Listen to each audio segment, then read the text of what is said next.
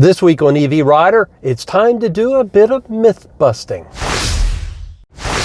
I'm sorry to say at the time of this video's recording, more than 1 million people are still without power in Houston, Texas. And at the height of Hurricane Beryl, more than 2 million were without power.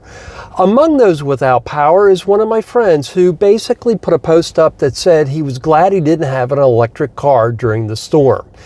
Well, I wanted to go ahead and address that because from what I can see, you actually end up in a better position if you have an electric car during a storm. And here's why.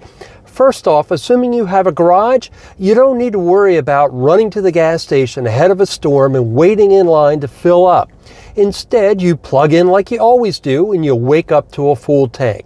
Now, if a storm does hit and knock out the power, what you need to remember is every EV is a giant generator.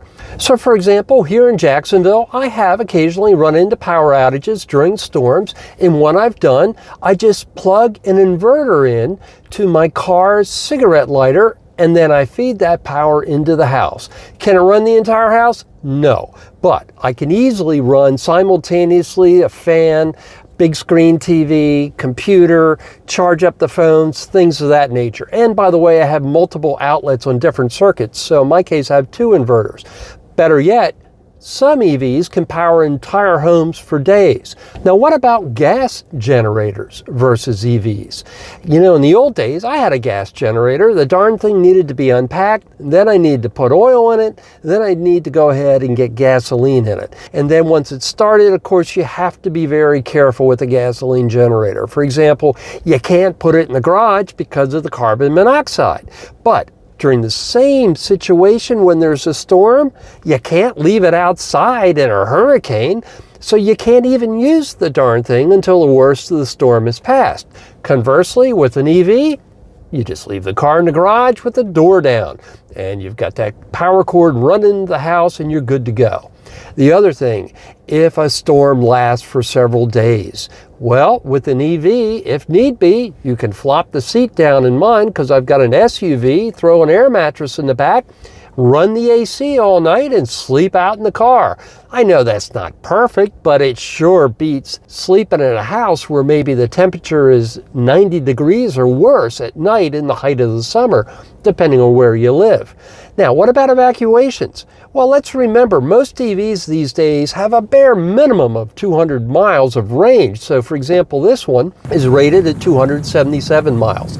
So if I have to evacuate, there's no question I'm going to be able to drive far enough on a single charge to a hotel or motel and then power up while I'm sleeping, since I would pick a motel that has a charger. Yes, a lot of motels and hotels these days have chargers. So even if I have to evacuate, I'm still okay. I did a video on all this a year or 2 ago, and I don't want to repeat a whole lot of stuff, so I'll link to that old video at the end of this one. But bottom line, in a hurricane, EVs are actually pretty darn good. With that, I'm going to wrap up this particular episode of EV Rider, but I also want to let you know what's ahead. In the coming weeks, I'm going to have a head-to-head showdown with the S-Series of Zero motorcycles and the Livewire S2 Mulholland, sort of a tale of the tape.